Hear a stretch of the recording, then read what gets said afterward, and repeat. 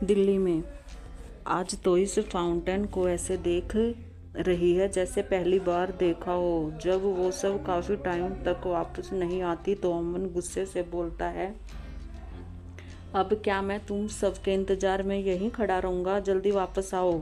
महक आवाज़ लगा कर कहती है, भाई आप जाइए, हम पैदल ही आ जाएंगे। हमें अपने गार्डन को देखते हुए आना है। ये सुनकर अमन हाँ कहता है और गाड़ी को वहाँ से आगे बढ़ा देता है और उस साइड से निकल जाता है। इस साइड वाली रोड पर मोड़ देता है और बंगलों के पीछे वाली पार्किंग में जाकर गाड़ी खड़ी कर देता है। फिर वो बंगले के पीछे वाले दरवाजे से घर के अंदर चला जाता है। जब वो अंदर जाता है तो उसे लिविंग रूम में पापा और दादाजी बैठे दिखाई देते हैं। अमन को देखते ही वो सब सवाल करने लगते हैं कि महक और ज्योति कहाँ हैं। तो अमन उन सब की बात सुनकर कहता है, शांत हो जाइए, वो सब बाहर गार्डन देखने में बिजी हैं, तो मैं उन सबको बाहर छोड़कर अंदर आ गया।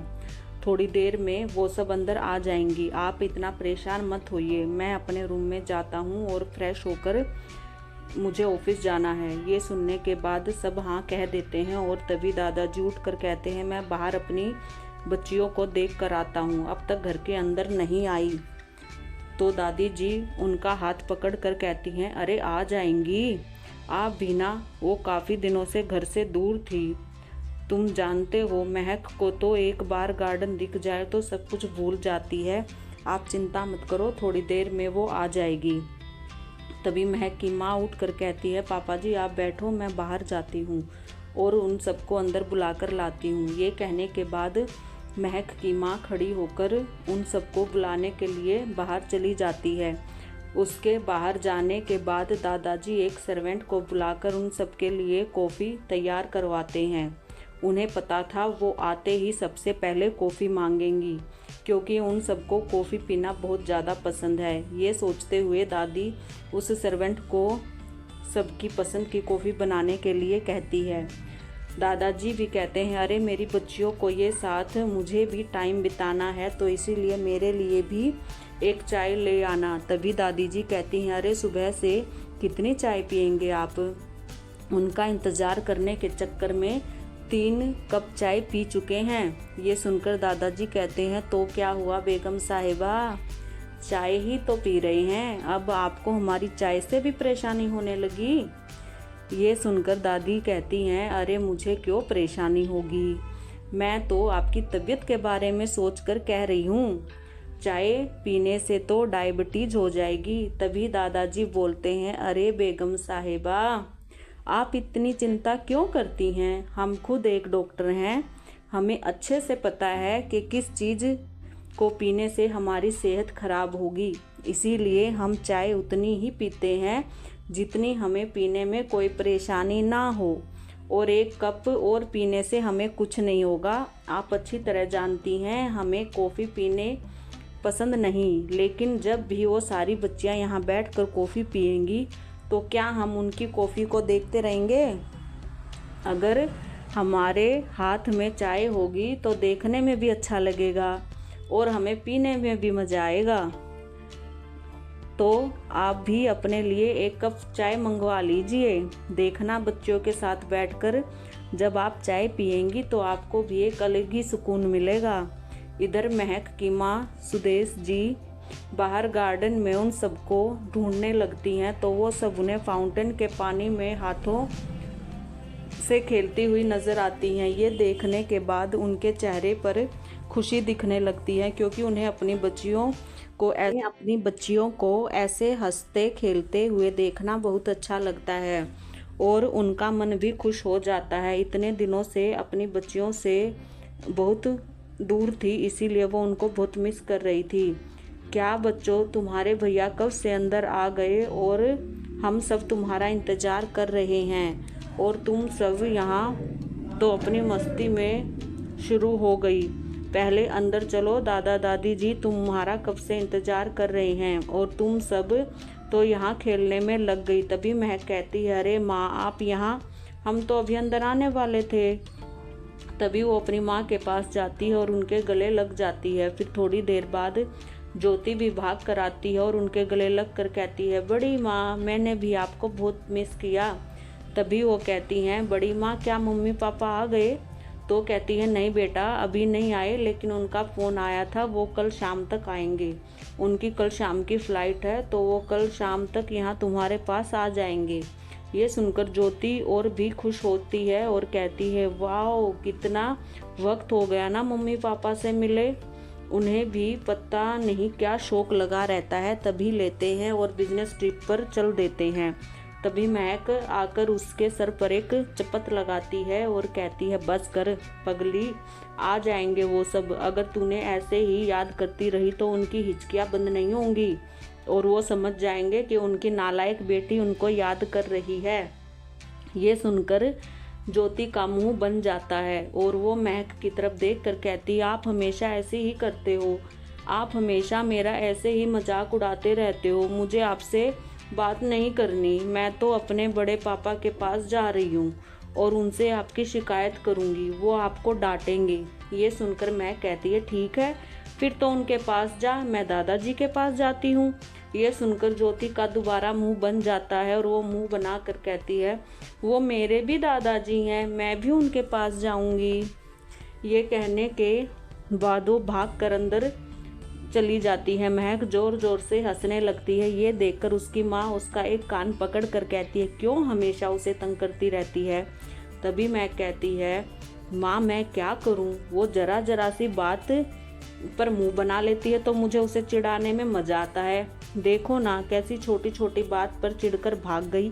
तभी पीछे से अंजलि और पायल आकर कहती हैं, आंटी जी आप तो हमें भूल ही गई, महक को देखते ही तो आप सब कुछ भूल जाती हैं। ये सुनकर महक की माँ उनके पास जाती है और उन दोनों के सिर पर भी प्यार से हाथ फेर कर कहती हैं, अरे मेरी बच्चियाँ, मैं आपको कैसे भूल सकती हूँ, मेरे लिए तो तुम चारों ही एक जैसी हो, तुम चारों से ही बहुत प्यार करती हूँ और मैं तुम चारों से बहुत प्यार करती हूँ। ये कहने के बाद महक की माँ उन सबको घर के अंदर लेकर आती है तो महक देखती है सामने सोफे पर उसके दादाजी दादी जी बैठे हुए हैं। ये देखने के बाद महक भाग कर जाती है और अपने दादाजी के गले लग कर कहती है, दादाजी मैंने आपको बहुत मिस किया। तभी दादाजी कहते हैं, मैंने भी मेरी बच्ची को बहुत मिस किया, तुम जानती हो तुम्हारे बिना तो मेरा हॉस्पिटल में भी मन नहीं लगता, इसीलिए तो आज मैं हॉस्पिटल से भी छुट्टी लेकर यहाँ बैठा हूँ, घर पर तुम्हारा इंतज़ार करने लगा हूँ। और अब आज तुम आराम करो और कल मेरे साथ हॉस्पिटल चलना, तुम्हारे पुराने पेशेंट तुम्हारा इंतज़ार कर रहे हैं, बार बार मुझसे पूछते हैं कि महक बिटिया कब आएगी। मैं तो उन सबको जवाब देते देते थक गया हूँ। कल तुम चलना और अपने हॉस्पिटल और अपने पेशेंट को संभाल लेना। ये सुनकर महक हल्की सी स्माइल करती है और दादाजी को देखकर कहती है, ओके ठीक है। फिर वो अपनी माँ की तरफ देखकर कहती है और अपनी दादी जी के भी गले लग जाती है। तभी उसे उसके पापा जी दिखाई देते हैं तो भागकर अपने पापा जी के गले भी लग जाती है। लेकिन जब वो देखती है तो ज्योति पहले से ही उसके पापा के बगल में बैठी हुई थी और महक को देखते ही वो उनके गले लग जाती है और कहती है, नहीं बड़े पापा सिर्फ मेरे गले लगेंगे, तुम जाओ दादा दादी जी के पास। ये सुनकर महक रुक जाती है और फिर ज्योति को साइड करके अपने पापा के गले लग जाती है, क्योंकि ज्योति को कहती है, मैंने तुम्हें कौन सा रोका है, तुम भी दादा दादी जी के पास जाओ और उन्हें गले लगाओ। लेकिन नहीं, तुम्हें तो हमेशा लड़ने का ही मन करता है। तभी उसकी माँ उनके पास आकर कहती है, बस करो, तुम दोनों हमेशा बच्चों की तरह लड़ती रहती हो। महक ज्योति तुमसे छोटी है तो तुम्हें तो समझा करो, चलो दूर हटो दोनों, वहाँ बैठो, देखो वो बच्ची अभी तक कितने आराम से बैठी हुई हैं सबसे मिलकर, लेकिन तुम दोनों ने आते ही पूरे घर में हुड़दम मचाना शुरू कर दिया है। ये सुनकर दादाजी कहते हैं, अरे बहू मचाने दो ना, इन दोनों के शोर इनके घर में आने से ही तो खुशी आती है, नहीं तो घर बिल्कुल शांत हो जाता है। ये सुनकर महक की माँ कहती है, ठीक है मैं कुछ नहीं कहूँगी, लेकिन आप थोड़ा महक को डांटो, वो हमेशा ज्योति को परेशान करती है, वो इससे छोटी है तो इसे उसे प्यार से समझाना चाहिए। और एक ये है जो हमेशा उससे लड़ाई करती रहती है। तभी महक दादी से बोलती है, कोई बात नहीं बेटा, दोनों बच्चियां हैं, जल्दी समझ जाएंगी। तभी महक के पापा बोलते हैं, तुम सबका सफ़र कैसा रहा? महक बोलती है, पापा बहुत अच्छा था और हमने बहुत इंजॉय भी किया। तभी दादाजी बोलते हैं, बेटा आश्रम में सब कैसा रहा? महक बोलती है, दादाजी आश्रम में सब कुछ बिल्कुल ठीक था, हमने बच्चों के टेस्ट लिए और किसी को कोई परेशानी नहीं है। एक दो बच्चा था जिन्हें थोड़ी सी परेशानी थी, जिनकी दवाई हम उन्हें देकर आए हैं, और माला आंटी भी अच्छे से समझा कर आए हैं। ये सुनने के बाद दादाजी कहते हैं, जानता था तुम सारा काम अच्छे से संभाल लोगी, इसीलिए मैंने तुम्हें वहाँ भेजा था। तभी महक अपनी माँ की तरफ देख कर कहती है, माँ जल्दी से कॉफ़ी बनवाइए ना, आप जानते हो मुझे सफ़र से आते ही कॉफ़ी पीने की आदत है। तो दादी जी बोलती हैं, बेटा बस कॉफ़ी आती ही होगी, मैंने पहले ही कॉफ़ी तैयार करवा दी है। इतनी देर में एक सर्वेंट उन चारों के लिए कॉफ़ी और कुछ स्नैक्स लेकर आती है। तभी एक दूसरा सर्वेंट आता है और वो अपने हाथ में चाय की ट्रे लेकर आता है। दादाजी कहते हैं, अरे मैंने अपने लिए चाय बनवाई थी। तभी वो सर्वेंट कहती है, सर मैंने सबके लिए बना दी है। ये सुनकर दादी जी कहती हैं, क्या बात है, चलो अच्छा है सबके लिए। यह सुनकर महक कहती है, कोई बात नहीं दादाजी, सबको मज़े करने दीजिए। तभी महक अपनी माँ की तरफ देख कर कहती है, माँ करण भाई कहाँ हैं, क्या वो अभी तक नहीं आए? तो उसकी माँ कहती है, अरे वो कल तुम्हारे चाचा चाची के साथ आएगा, वो तो आ जाने वाला था, लेकिन जब उसे पता चला कि तुम्हारे चाचा चाची कल आने वाले हैं तो उसने कहा कि वो उनके साथ ही आएगा। तभी दादाजी कहते हैं, क्या बहू राजेश और सरिता कल आने वाले हैं? तो उनकी बात सुनकर महक की माँ कहती हैं, हाँ पिताजी, कल उनकी बिजनेस की टिप पूरी होने वाली है, तो वो कल वापस आ रहे हैं, और इत्तेफाक से करण की भी मीटिंग वहीं पर थी, इसीलिए वो सब अपने चाचा जी के मिला और उनसे कहा कि वो उनके साथ ही आएगा। ये सुनकर दादाजी कहते हैं, चलो अच्छी बात है, सब साथ में ही आ जाएंगे। ये सुनकर सब हाँ में गर्दन हिलाते हैं। तभी महक के पापा खड़े होकर कहते हैं, दादाजी की तरफ देख कर कहते हैं, पिताजी महक और ज्योति का इंतज़ार कर रहा था, उनसे मिल लिया हूँ, मैं ऑफिस के लिए निकलता हूँ। ये सुनने के बाद दादाजी कहते हैं, हाँ जाओ और अपना काम संभालो। ये कहने के बाद महक के पापा वहाँ से ऑफिस के लिए निकल जाते हैं। इतनी थोड़ी देर में अमन ऊपर से तैयार होकर आता है, तो एक सर्वेंट उसके लिए भी नाश्ता लेकर आता है। अमन जल्दी से वहीं उनके साथ सोफे पर बैठकर अपना नाश्ता करने लगता है। दादाजी कहते हैं, अरे बेटा वहाँ आराम से डाइनिंग टेबल पर बैठकर करो। तो अमन कहता है, नहीं मैं आप सबके साथ यही बैठूंगा और साथ में नाश्ता भी कर लेता हूँ, उसके बाद मुझे ऑफिस के लिए निकलना है, मेरी एक बहुत ज़रूरी मीटिंग आई है। ये सुनने के बाद दादाजी कहते हैं, ठीक है आराम से जाना, कोई जल्दी नहीं है, कल करण भी आ जाएगा, फिर वो भी तुम्हारे साथ ऑफिस संभाल लेगा। अमन कहता है, जानता हूँ दादाजी, करण के लिए पहले से ही 2 मीटिंग मैंने पेंडिंग रख रखी हैं, पहले आकर उसे वो कंप्लीट करनी है, उसके बाद ही वो दूसरा कोई काम करेगा। दादाजी कहते हैं, ठीक है, कौन सा उसके लिए बड़ी बात है, ऐसी मीटिंग तो वो छुट्टियों में हैंडल कर लेता है। ये सुनकर अमन भी स्माइल करता है और कहता है, ये तो आपने ठीक कहा दादाजी। इतनी देर में उसका नाश्ता हो जाता है और वो कहता है, अब मैं चलता हूँ, मेरा नाश्ता हो गया है, मैं ऑफिस के लिए निकलता हूँ। तभी पायल और अंजलि भी खड़ी होती हैं और दादाजी की तरफ देख कर कहती हैं, दादाजी अब हम भी घर चलते हैं, मम्मी पापा हमारा इंतज़ार कर रहे होंगे। ये सुनकर दादाजी कहते हैं, ठीक है बच्चा, तुम कौन सा दूर जाना है, बंगले में ही तो जाना है, चली जाना आराम से। तभी महक की माँ कहती है, पापा जी जाने दीजिए, उनके मम्मी पापा भी इंतज़ार कर रहे होंगे, अगर बच्चे थोड़ा सा लेट हो जाते हैं तो सब परेशान हो जाते हैं, आप जानते हैं ना, जब ये थोड़ा लेट हो गए थे तो हम भी तो इनके लिए परेशान हो गए थे।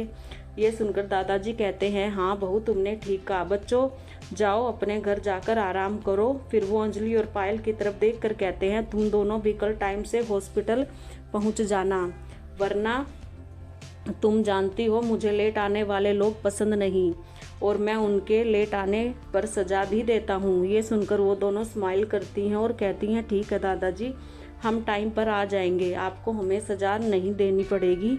ये कहने के बाद वो दोनों भी महक और ज्योति से मिलकर वहाँ से अपने घर के लिए निकल जाती हैं। यहीं पास में ही उनका घर भी था, इसीलिए वो पैदल ही गार्डन के साइड वाले रास्ते से अपने गार्डन के में एंटर होती हैं, अपने घर के अंदर चली जाती हैं। फिर पीछे मुड़कर महक के घर की तरफ देख कर कहती, हमेशा ये बंगलो कितना सुंदर लगता है और इस पर लिखा हुआ RS मेंशन लिखा हुआ कितना सुंदर लगता है। ये कहने के बाद वो दोनों वापस से गार्डन की तरफ देखती हैं और अपने बंगलो की तरफ जाती हैं। तो बाहर ही उसके मम्मी पापा उनका वेट करते नज़र आते हैं। उनको देखते ही वो भी भागकर उनके पास जाती हैं और उनके गले लग जाती हैं। इधर महक भी सबसे मिलने के बाद अपने कमरे में जाती है और इतने दिनों बाद अपने कमरे को देखकर अपने कमरे में चारों तरफ घूमने लगती है और एक एक चीज़ को ध्यान से देखती है। फिर बालकनी में आकर अपने गार्डन को ध्यान से देखती है। आगे की स्टोरी अगले चैप्टर में मिलेगी। अगर आप सबको स्टोरी पसंद आई तो लाइक कमेंट कीजिए, शेयर कीजिए और हमारे चैनल को सब्सक्राइब कीजिए। हमारी स्टोरी सुनने के लिए आप सबका बहुत बहुत धन्यवाद।